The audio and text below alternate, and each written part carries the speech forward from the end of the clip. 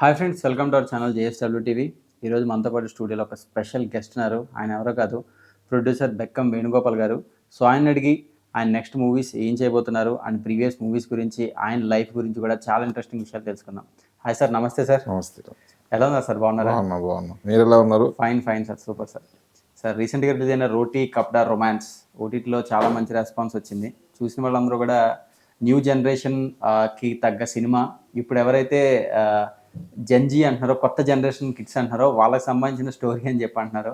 So మంచి upload వచ్చింది. అలా ఫీల్ అవుతున్నారు సార్ ఆ సినిమా గురించి? ఫస్ట్ రీసెంట్ రిలీజ్ కాబట్టి అనుకున్నంత అంటే థియేటర్కల్గా పెద్ద హిట్ అయింది అనుకున్నాము. బట్ అనుకున్నంత రేంజ్ రాలేదని ఒకటి ఉంటుంది. ఒక కథగా అనుకున్నప్పుడు బెస్ట్గా చేయాలనుకుంటాం. సినిమా కాపీగా చూసినప్పుడు చాలామంది మంచి రెస్పాన్స్ వచ్చింది. ఓటీటీ వాళ్ళు కూడా చూసి మంచి రెస్పాన్స్ ఇచ్చి మంచి రేట్ ఇచ్చి కొన్నారు. థియేటర్కల్గా చూసి కొందరు డిస్ట్రిబ్యూటర్లు కొన్నారు. తర్వాత ఉన్నది అని అనుకున్నంత రీచ్ కాలేదు అన్నది ఒకరైతే ఉంది. బట్ ఎవరు ఓటీటీలో చాలామంది ఇప్పటికీ ఫోన్లు చేసి చెప్తున్నారు చాలా బాగుంది ఎమోషనల్గానే. దాని వెనకాల బిగ్ జర్నీ ఉంది.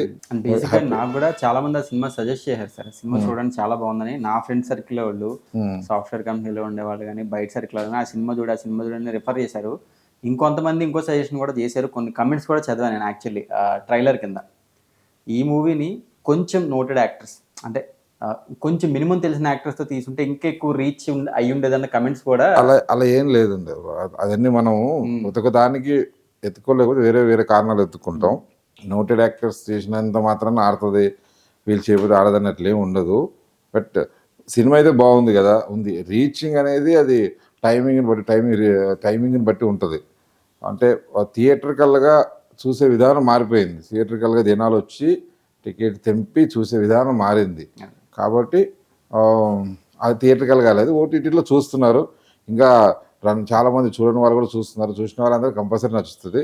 అంటే కొత్త వాళ్ళతో చేసినా కూడా వాళ్ళు చాలా ఎక్కడా కూడా ఏ ఒక్క ఆర్టిస్ట్, ఆ సినిమా చూడండి, ఏ ఒక్క ఆర్టిస్ట్ కూడా నీకు రాంగ్ పర్ఫార్మెన్స్ లాగా ఉండదు, తక్కువ పర్ఫార్మెన్స్ లాగా ఉండదు. ప్రతి ఒక్కరు చాలా పర్ఫెక్ట్గా చేశారంటే వాళ్ళందరూ చాలా హార్డ్ వర్క్ చేసినారు. వాళ్ళందరూ హార్డ్ వర్క్ చేశారంటే డైరెక్టర్ బాగా చేసినట్టు, కెమెరామెన్ బాగా చేసినట్టు, మ్యూజిక్ డైరెక్టర్ బాగా చేసినట్టు, ఒక టీం వర్క్ లాగా టెక్నికల్గా అందరూ చాలా టైం స్పెండ్ చేసి ప్రీ ప్రొడక్షన్ చాలా స్ట్రాంగ్గా చేసి అందరితో చేశారు. వాళ్ళు ఎక్కడ ఏకాగ్రతగా టైం తీసేసుకొని చాలా పద్ధతిగా చేశారు. కాబట్టి సినిమా ఈరోజు నీకు ఎక్కడా కూడా అది సినిమా ఒక చిన్న సినిమా లాగా అనిపించదు.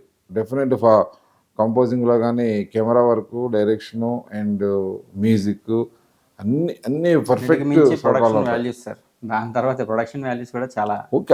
అందరు టీం వర్క్ కరెక్ట్గా చేస్తేనే ప్రొడక్షన్ వాల్యూ ఉంటుంది. సార్, ఇప్పుడు మీ ఫిల్మోగ్రఫీ చూసినట్లయితే మాక్సిమం కొంచెం కొత్త డైరెక్టర్లతోనో లేదా ఒక సినిమా ఎక్స్పీరియన్స్ ఉన్న వాళ్ళతోనే మీరు సినిమాలు తీశారు. యాజ్ ఎ ప్రొడ్యూసర్గా మీరు కథ వింటున్నప్పుడు ఇది కథని సినిమా కింద తీస్తే బాగుంటుందని ఏ పాయింట్ దగ్గర మీరు అనుకుంటారు? అండ్ డైరెక్టర్ని మీరు ఎట్లా చూస్ చేసుకుంటారు? అవన్నీ యాక్సిడెంటల్గా జరిగిపోతాయండి. అది మనం పక్కా ప్లాన్ చేసి దీనికి నిర్ణయాలు ఉండాలని కాదు.